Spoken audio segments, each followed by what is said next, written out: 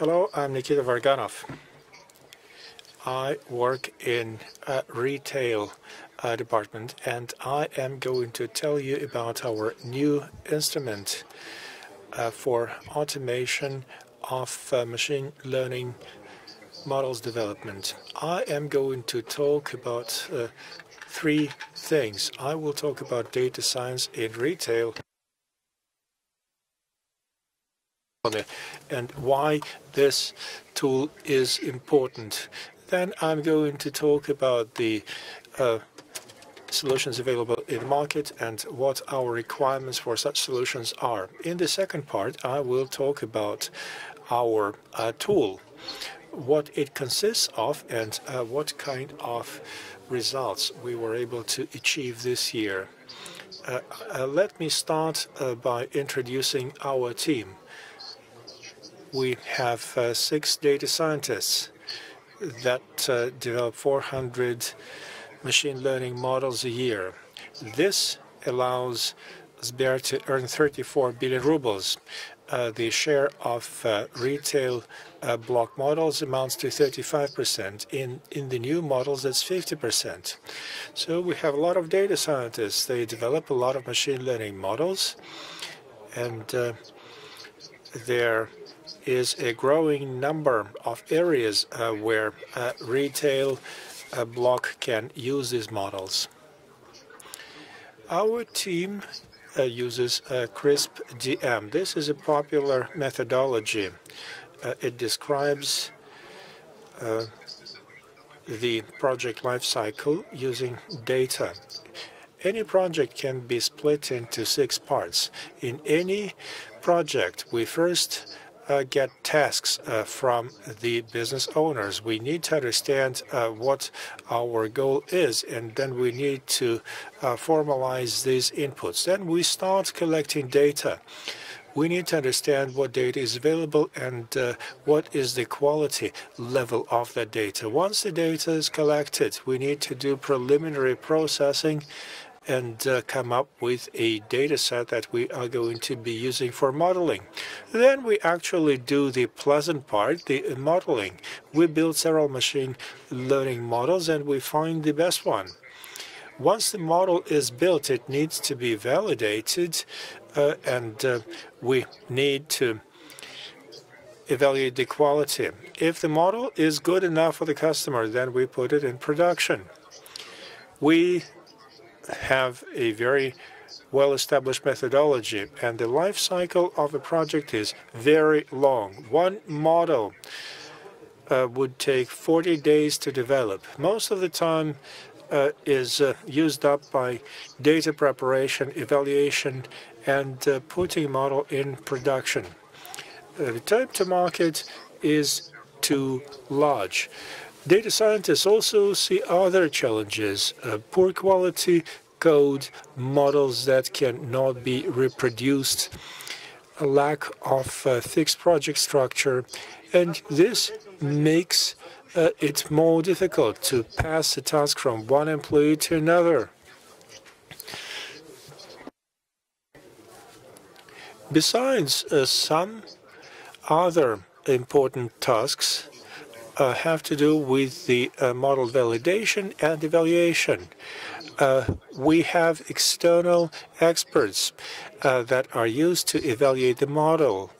That makes it even longer because we work with people from different departments. We don't want to stand in line for validation with the same model several times. We would like to be sure that the model is built right the first time and it would meet all the requirements of validators. If we look at our ambitions and the current approach to validation, we see that we want to essentially implement a lot of AI solutions. We spend too much time on every solution, and the solutions that we end up with are not always of the best quality. If we do not change anything, we need to hire an army of data scientists, which is not easy to do, and it's also going to be very expensive. Let us change the angle at which we look at our tasks, and let's look at the models differently. Out of 400 retail block models, 70% are quite typical, and they are used on tabular data. They would take care of classification and regressions. Recently, we have seen growing popularity of recommendation tasks and forecasting tasks. We have image recognition and text recognition tasks as well. So we have a great possibility to automate the development of machine learning models. On the one hand, this would reduce time to market. On the other hand, it would improve the quality of the resulting models. We have looked into this task, and we saw what kind of solutions are available in the market. We looked at some state-of-the-art solutions from different vendors, and we also looked at the open source offerings. Apart from that, we looked at the works of our AI lab in Sber. We needed to automate several phases of model building. Most of these available solutions would automate data preparation and modeling. We get an input of raw data, and we end up with a ready model that has a high quality of forecasting. This was not enough, though. Most of our models are standard models. They are using tabular data, but we have to go through external validation. All models have to go through that procedure. So we have to be able to go through a number of validation tests. After we develop the model, we want to use it for testing. We want to create reports for data scientists. We need to have that kind of result. We also want to automate the largest number of phases in model development. If we were to scale up our solution, we would be able to reduce time to market very considerably. It was not our priority to develop the highest quality model from the standpoint of data science metrics. We are focused on the number of data scientists that can be achieving the necessary results. We looked at the cost of modernization and deployment, and we decided to do an in-house development. We use DS templates. That is a set of versatile pipelines for process automation. Let us look into it, what it consists of. DS template is a versatile modeling template that automates the preparation phase, the modeling phase, evaluation and validation phases, as well as deployment in production. The pipeline for building model automates model development, binary classification, and regressions. It also forms an automatic report on models, and data scientists can look at them and select the best model, then analyzing its behavior with different data sets. This second part, that is external validation.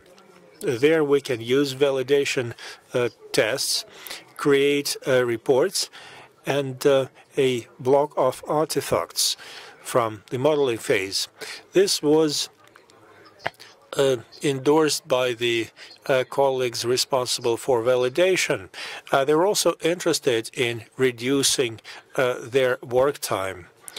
The code would be made once, and it would be fixed. DS template allows us to automate execution. We have two modes, user execution mode and procedure execution mode. We can calibrate forecasts. There are several algorithms that we can use to create reports that will determine the final calibration method. Let us drill into the model building and calibration. The pipeline for model development includes 4 algorithms. Here they are in front of you. For each model, we select certain attributes by using correlation and several other methods. We would also do an optimization of parameters.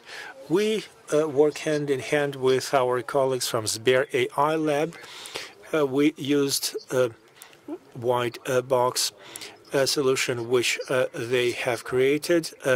This solution allows to build interpretable regression-based models which addresses our needs for algorithms where DS templates can be used. In the model building process, a report is generated automatically and all modeling artifacts are preserved.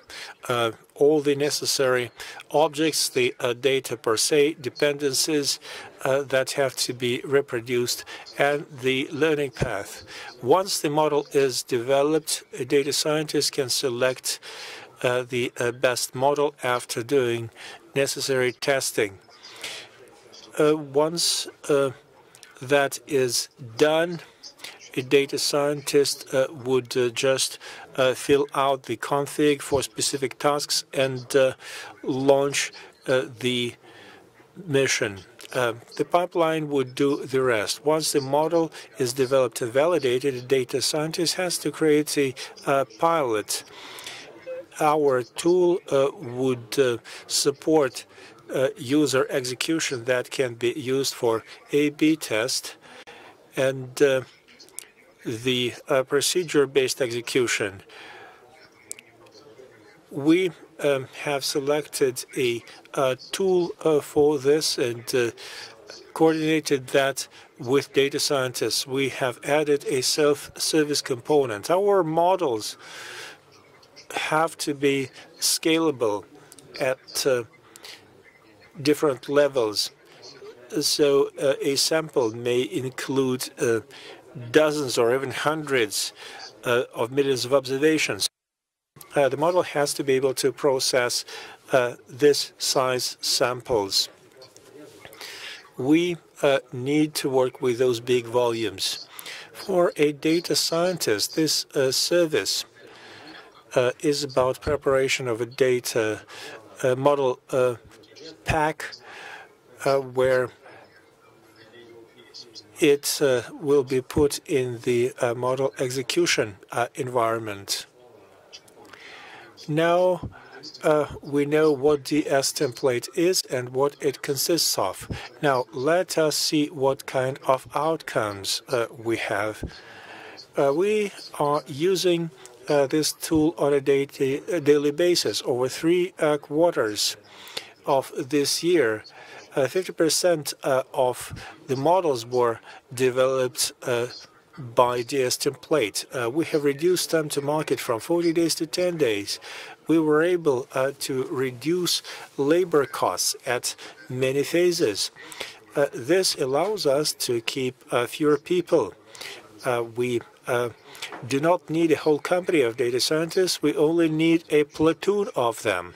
We can optimize use of resources and use them for various exciting tasks for which we do not have standard solutions.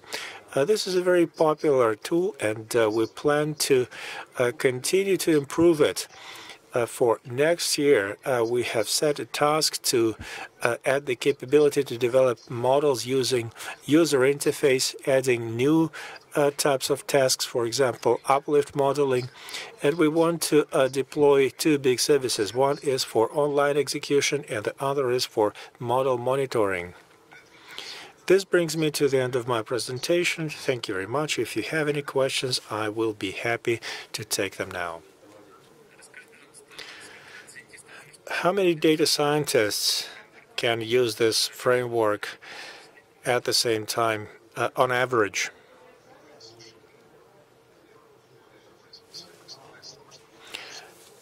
It's hard to give you a number off the top of my head. Some people work alone. Some people work in teams.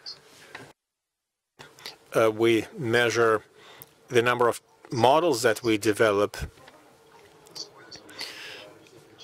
I think just about every data scientist we have has tried to play with this tool.